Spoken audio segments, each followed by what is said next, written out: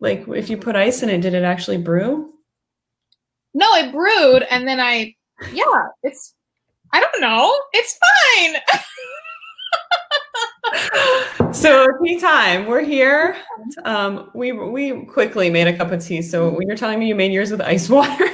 Well, the hot water was taking a really long time to brew, as I text you, and then I was like, okay, I'm just gonna put a tea bag in with cold water, and is it actually steeping anything? Yeah, it's like a totally different color. I mean, if I tilt this anymore, it's gonna spill, but it's like pink. I was on a patient call once and I was showing them the insides of a Berkey filter, dumped water all over my keyboard. Oh no. My computer has been making a hissing sound since then. No way.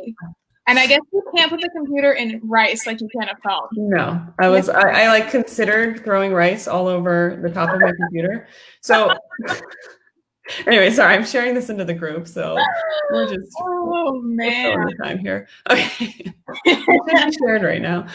So yeah, I dumped an entire cup of, it wasn't even a cup of water, it was a liter filter that I thought was empty and the bottom wasn't empty. And I dumped it all over my keyboard. Oh God. My brand new, I bought it like 3 months ago, MacBook Pro. Oh. Anyway, welcome to tea time. Well, we're not keep these off of our... Yeah, we're gonna keep these away from the keyboard. Yeah. What are you drinking today? I'm drinking rose hips with hibiscus. Oh, nice. There's a little quote on my thing. The plants have enough spirit to transform our limited vision. Oh. Rosemary Gladstar. Oh. Doesn't sound like a real person's name, but I'll take it.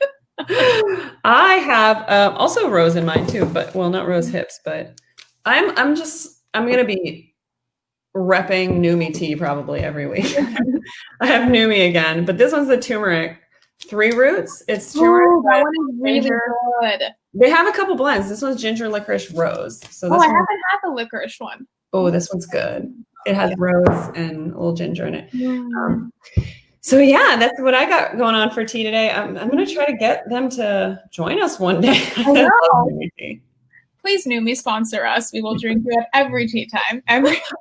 They're in Oakland, so they're up here in Northern California. Oh, and I did remember it was a woman. I didn't remember exactly where. I didn't know if it was Iraqi or Iranian or where. So I went and I looked it up. She is an Iraqi woman, and it's actually her and her brother. They own the company. So who would have thought? I had no idea.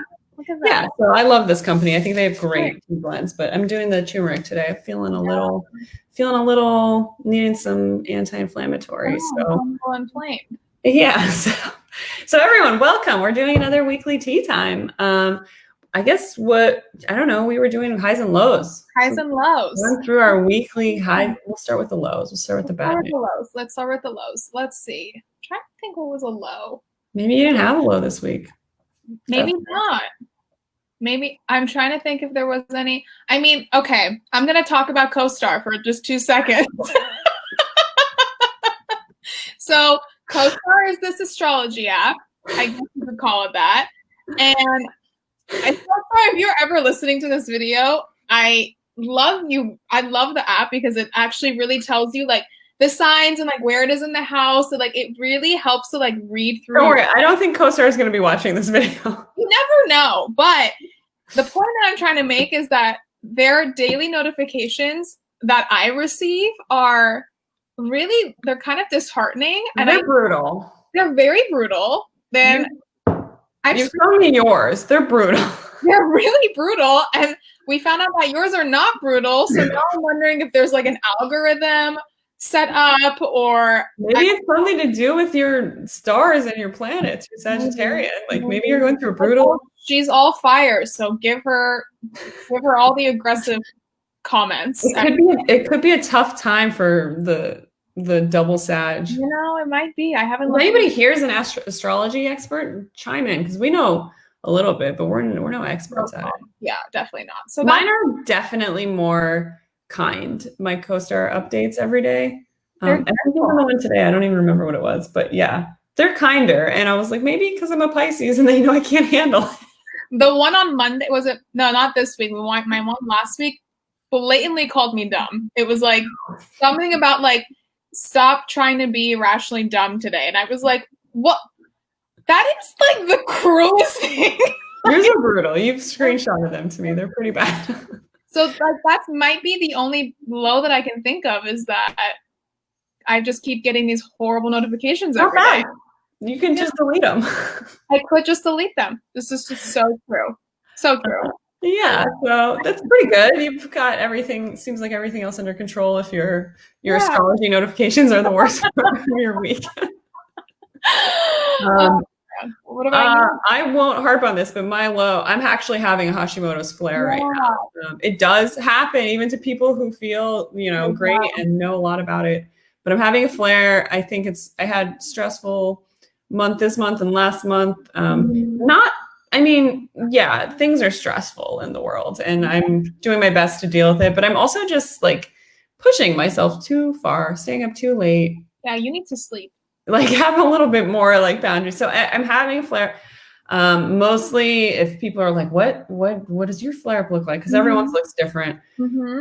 Losing a lot of hair, which is a bummer. It's like, it's really coming out. Another thing that's big for me when I flare up is like my gums get inflamed. I get like sore, but it's also just like a reflection of my gut because my gut's been messed up. So that's my low, but my husband's been really sweet and helping me relax and like step away from some of my duties or whatever.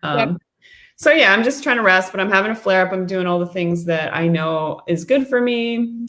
Getting body work. My husband adjusts me, which is lovely. And turmeric tea and all the homeopathy and clean eats. So amazing. And also your hair looks great. Looks very we talked about it. It's really disheartening because I'm just sitting there working and I get like I start feeling things on me and I'm like, oh my gosh, there's lots of hair coming off. So yeah, totally. It happens. It's so amazing how quickly our body will just immediately give us those signals that something is wrong. Even not even related to flare necessarily. So I moved into my parents like right at the beginning of quarantine. So I've been at my parents' house since. And when I moved in and I started obviously taking a shower, my hair was falling out in like big clumps. And I was like, what is going on? Like, this is so unlike me to be losing this much hair in like every single day. Yeah. And then I realized that like it was the total water system, and we happened to be changing the entire water system in the house. So now it's like a filter system and it's soft water. But the transition from the hard water to the soft water, I just happened to be in the house at that time. Wow. Yeah. It was drastic. And now, like even today, I washed my hair today, and I think I lost like 2 strands of hair. Like it's crazy how different and how quickly our body reacts to those certain like, outside. Yeah, totally.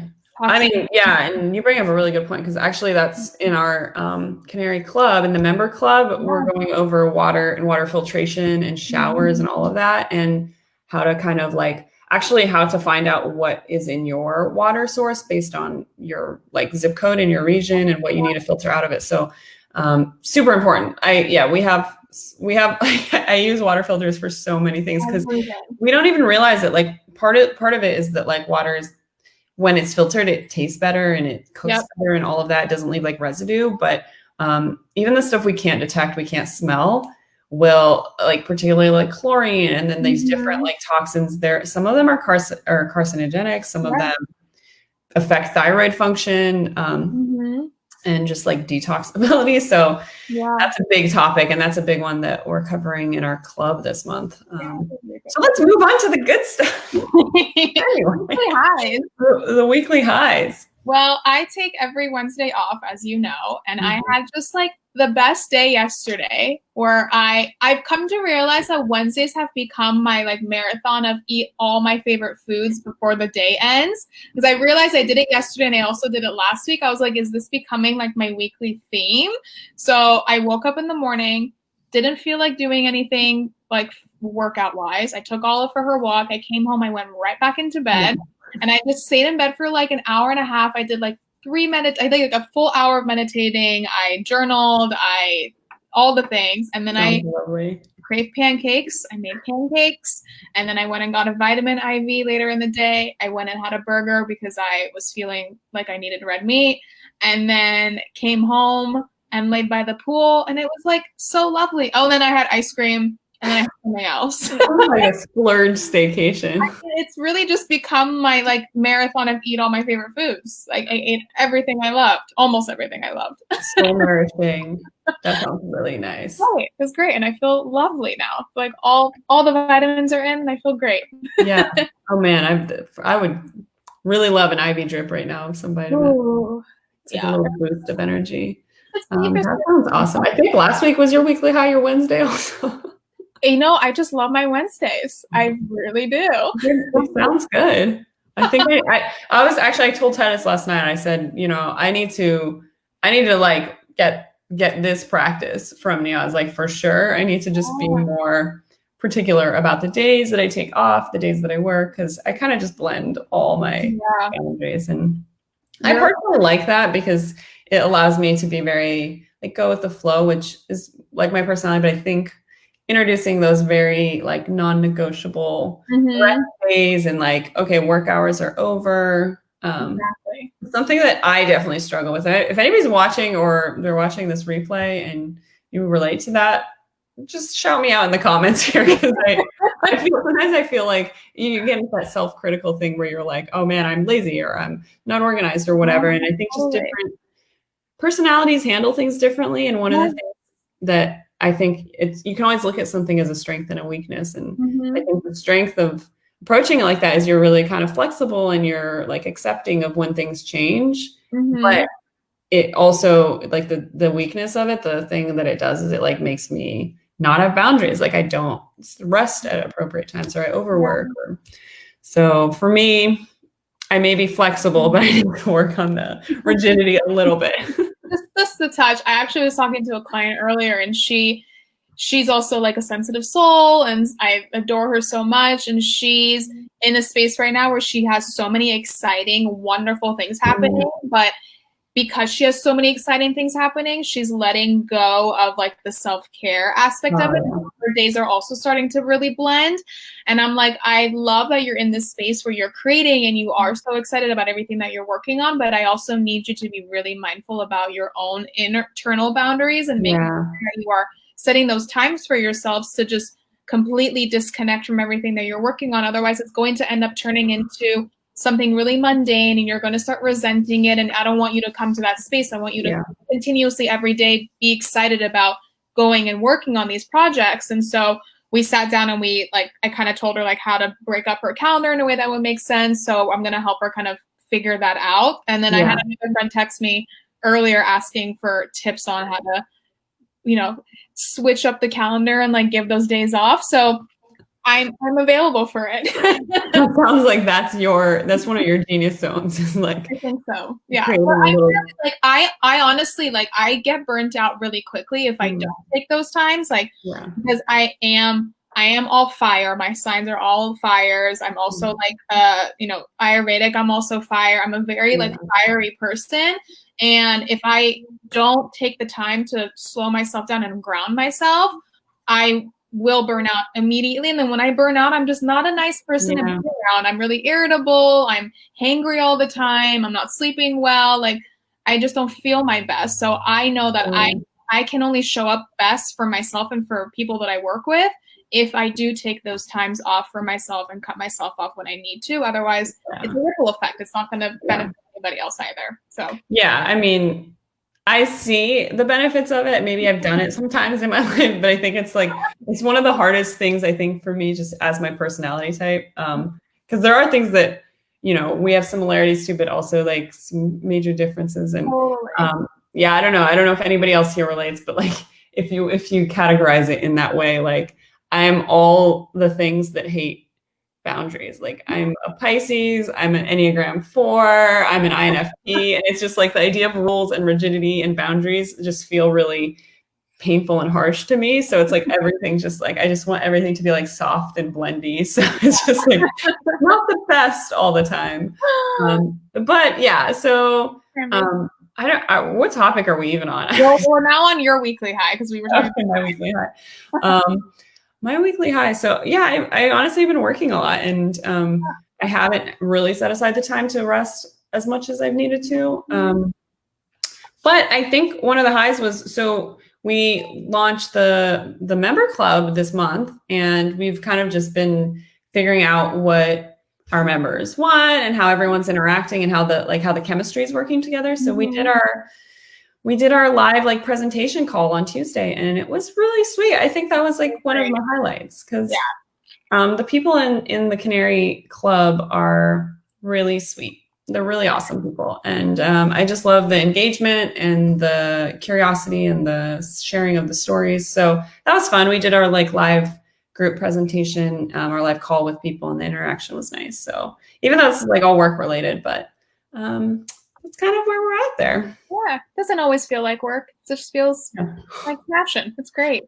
And this is sort of like a very belated welcome, but let's transition into welcoming you to the Canary and I mean, really like the leadership of the Canary too, and really stepping up to help lead the flock. And so wanted to take this opportunity. I know we've done several calls here in the Facebook group.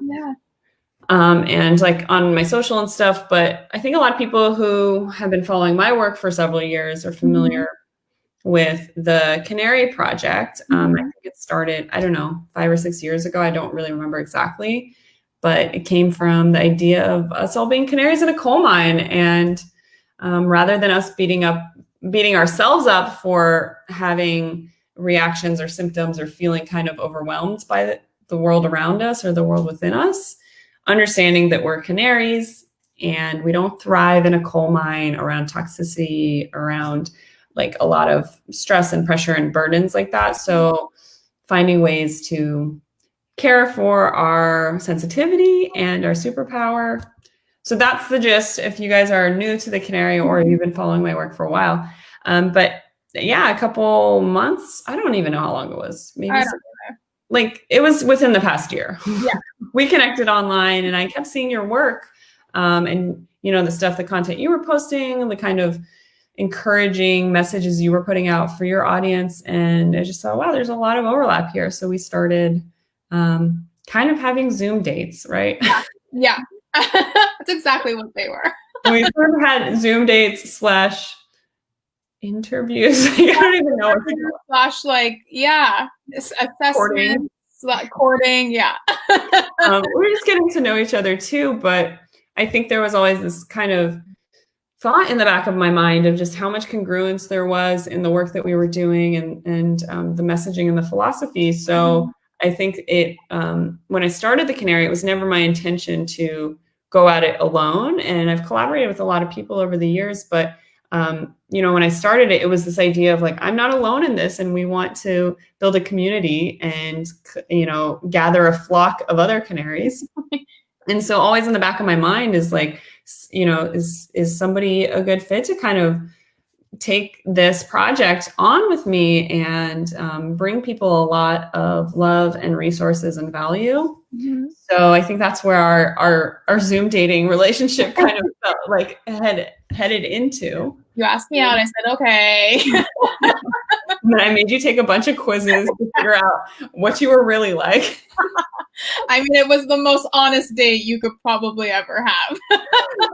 And so yeah, so this is, I guess, the first time we're formally introducing you and welcoming you, but Neeyaz has come on board to help lead the flock into wherever we're going in the future. And she's, we're working hand in hand now. We do like a lot of one-on-one like workshops with each other behind the scenes, where we're building resources for you guys. Like we're building guides, stuff about thyroid health. We're building recipe resources. And she has a lot to bring to that and bring to this community. So welcome. And I'd love to hear about your journey, like how you got into holistic health and thyroid health, and even just like this more mind-body healing. I'm so excited to be part of the Canary. It's just, I've told you this a few times, but it really feels like such a comfortable, safe space. And I felt very welcomed, even when you and I first started connecting. And then when I found out about the Canary, it was just so fitting, and it made so much sense for the journey that I've been on and how I kind of identified myself as somebody who is really sensitive, who is more introverted, who's more tapped into like myself and my needs versus more so taking care of other people. I knew that it was more so taking care of myself that was the most important thing that would move the needle. So I'm so grateful to be part of it. And I know that this is going to be like amazing as we continue to build on it. And I love being able to meet all the Canaries too. So everybody who's been saying hello, who's been commenting, who's been sharing their thoughts, they're all, like you said, they're all so sweet and so kind. So it's been really awesome. My journey started similar to you, where I was diagnosed a little over 10 years ago with Graves' disease, so the opposite of you, which is another reason why you and I connected, is that you and I collectively cover like all the spectrum of thyroid disease. So I was diagnosed a little over 10 years ago, but I absolutely was having symptoms way beforehand also. But I just didn't identify them as an autoimmunity. I identified them as puberty, as, oh, you're overreacting, or Neeyaz has always been a really like hyper person, so, or somebody who's always worried or talks really fast or whatever. But then I started to not feel good. Like I knew something intuitively wasn't right. My heart was racing all the time. I was always really sweaty.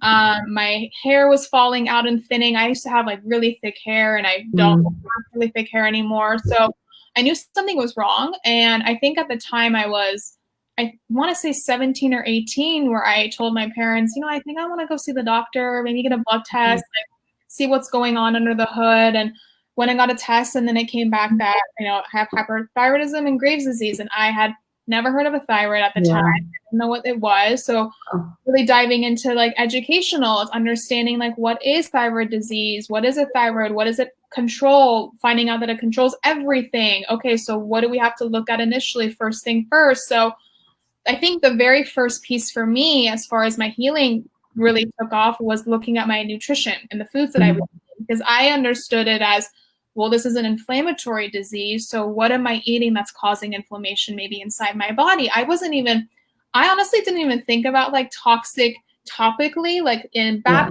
products or in the home or cleaning products, until probably 3 or 4 years ago. I really didn't think that it was something that I should look into. So I knew that it was nutrition, first thing that I needed to look into. And I'm glad that I did, because when I did like a full allergy panel to kind of see where my triggers were, where my intolerances were, it was everything that I was always eating my entire life. It was the gluten, it was the dairy, it was all the other things that I didn't even realize I was having reactions to. So once I started to take those out of my diet and instead feed myself with like more fruits and vegetables, trying different types of grains, that was when like quinoa was just coming to the market. So like understanding quinoa, like trying a different variety of foods, I started to fall in love with how much food started to heal me. Like my medication dosage dropped to half, like once all of these foods left my body. So I really started to understand like, wow, there's a really deep connection happening internally inside me. How much more can I go? How much deeper can I dig into this? So about 2 years after I was diagnosed with Graves, I was also diagnosed with thyroid eye disease, which 50% of those with Graves will develop it as well, where there's a protrusion in the eyes. So that happened, and make a long story short, I was pretty stable for a good amount of time. And then I had a bit of like a thyroid, I guess you could call it like a pre-storm, similar to like a flare-up with Hashis. It's kind of a pre-flare-up, where I had a situation with my thyroid where I had to increase my medication, and then my eyes had their episode a few years ago. And so that was obviously a whole other story that could take another hour to tell. But it was 3 years ago, maybe 4 years ago, where I had an epiphany one day that, you know, I've done all the work of nutritionally taking care of myself. I'm doing the body work, the chiropractic adjustments, acupuncture, the cupping. I'm doing all these other work, but I feel like there's something even deeper that I'm not addressing. I think it has to do with my anxiety. I've had really bad anxiety my entire life. I just, you know, labeled it as my personality. I labeled it as that's my norm. I'm a highly anxious person. But at that time, I'm like, I don't think that's the case. I don't think I am a highly anxious person. I think it's actually something deeper that I need to address. And so I started working with an anxiety coach, which was really pivotal in my healing. Dug really deep, found like all the inner child healing and the self Mm-hmm. healing and all of that. And so digging and pulling back those layers was what really actually moved the needle even more for me. And then that helped me go even deeper in my own mind body connection and making those connections on the deeper level. So yeah, it's been a journey. It's been a journey, and it continues on. Like, obviously day by day we do our best to take care of ourselves, and we do the things that we know we need to do to keep our health in a really stable place. I know that if I don't keep myself grounded, if I don't, like I said in the beginning, have those boundaries and have those days where I'm taking care of myself, getting my vitamin drips, things like that, I'm going to have those flare-ups too. I'm not going to feel well. So don't you feel so blessed though that, I mean, I feel like the journey is always frustrating and stressful, but when I look at it, I feel really blessed with the information that I kind of accidentally came across. There were different practitioners who kind of turned me on to different types of modalities or concepts, because I know so many people who are on this journey and they haven't been given those resources or those options or those ideas about what is causing them to feel exhausted or depressed or anxious. And they just like kind of don't have the guidance, or I don't know, like I just feel really lucky that I had the random intersections with the doctors or the therapists or some story that I heard somewhere that really changed my journey. Absolutely. And it's really fascinating, even like to your point of like having those doctors that come along your journey and learning from them as you go. I think to like my naturopathic doctor even right now, and I'm like, how did I meet her? And then when I go back to like this connection to this connection to this connection to this connection, I'm like, oh, the reason that I met her is because the first person who eventually came all the way down, my doctor, I met when I was living in New York working at Vogue. Like, so completely but like had I not been there along my journey, I wouldn't have ever met my naturopathic doctor. Yeah, totally. Like, it's so fascinating just to see also the tie in the journey of like how everything kind of ripples out too. But I've said always that my journey's been, yes, it's been so painful. Yes, it's been difficult. Yes, I've had my days where I'm like, why me? And then I have my days where I'm like, why not me? I'm so capable and I'm able to take this on. And once I realized the reason why, and I found so much inspiration behind my own journey and how much it was actually teaching me, not just about myself, but about like the value and the quality of life. I was able to really turn that into a place where I could hold space for other people and help them also find that healing, which I know you do the same thing. Like, we are now like those people that we kind of wish we had when we were diagnosed. Exactly. I mean, I think when I look back at when I look at what I'm doing right now, it really is this conglomeration of just all the people who changed my life and, you know, like positively impacted me. And then, you know, I think that that's why everybody's healing journey is unique, because they come across a lot of different ideas and different healers. But there are certain common threads and commonalities among the ways that people find success around the healing. You know, and I think some of those commonalities, a lot of people are aware of, well, they're becoming more and more aware of like the food being a big commonality of really helping a lot of people. It's not the end all be all. It's not the only answer. Lifestyle changes, like you started talking about toxins in the home, on the body, the products we use.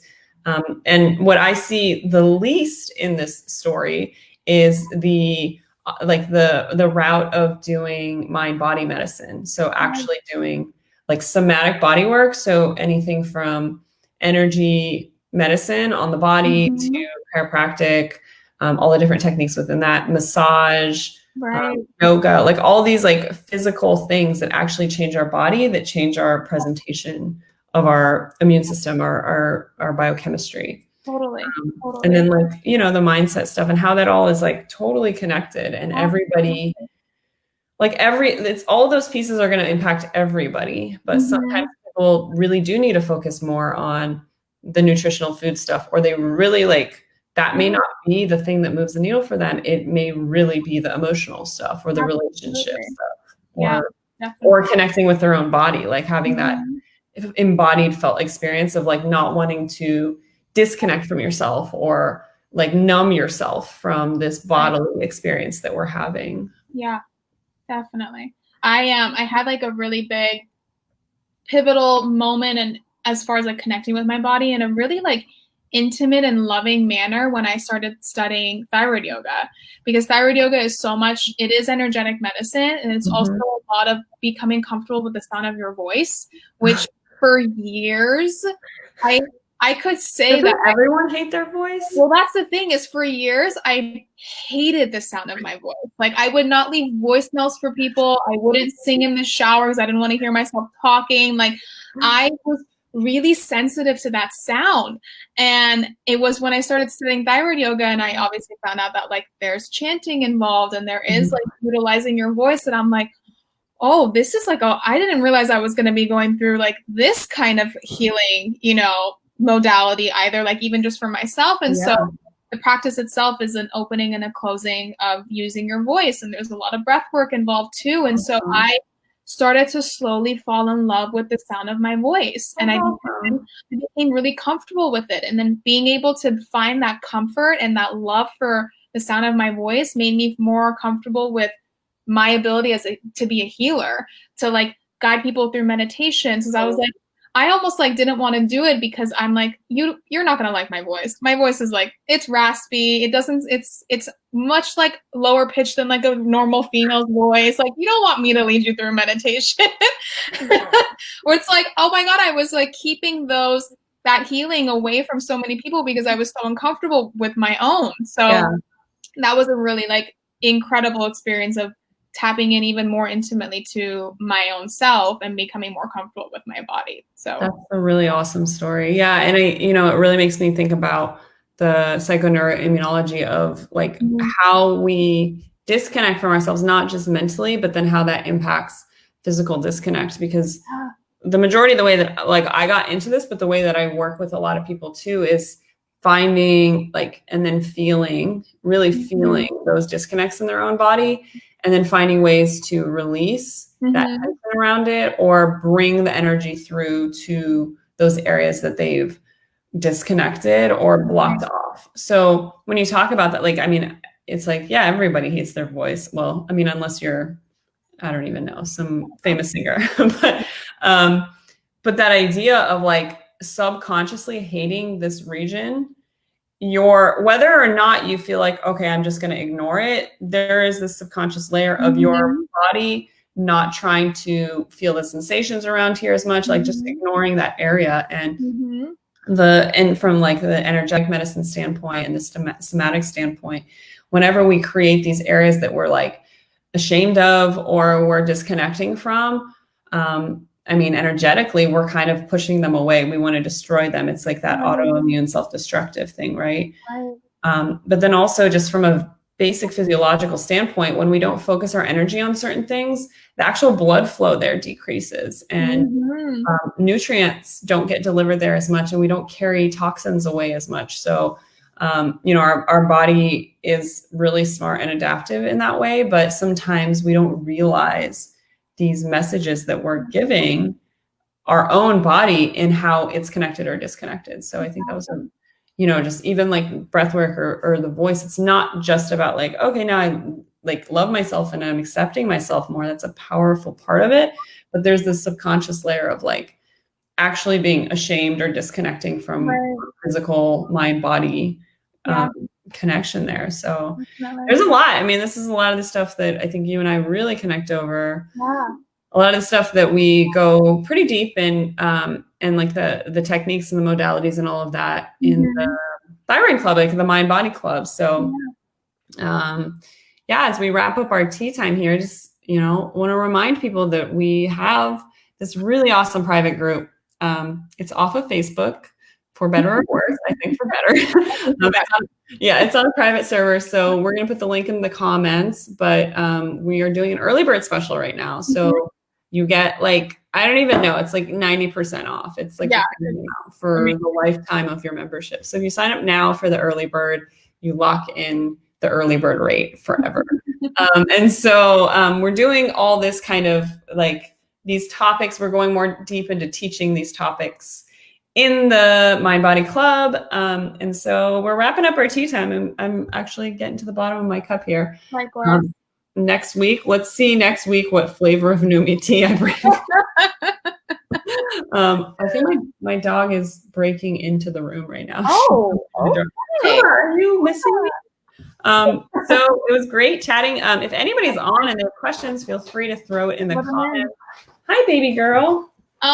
Next week we'll bring the dogs. It's Koba down here. So yeah, if you have questions, throw them in the comments, whether it's live or afterwards. We always keep track of the comments on replay too. And I'll throw the link for the Kanari Mind Body Club in the description. So join us for the early bird. If you're watching this way later and the early bird's gone, I'm sorry. That's that. That's that. Sorry. Yeah. Join us. Next week, we're going to do tea time again. We'll have maybe a new flavor of tea. Maybe we'll talk about nut milks again. Oh, yeah. What should we talk about? Well, we'll discuss offline. So we'll see you guys soon, and hopefully we'll see you in the club too. Take care. Bye.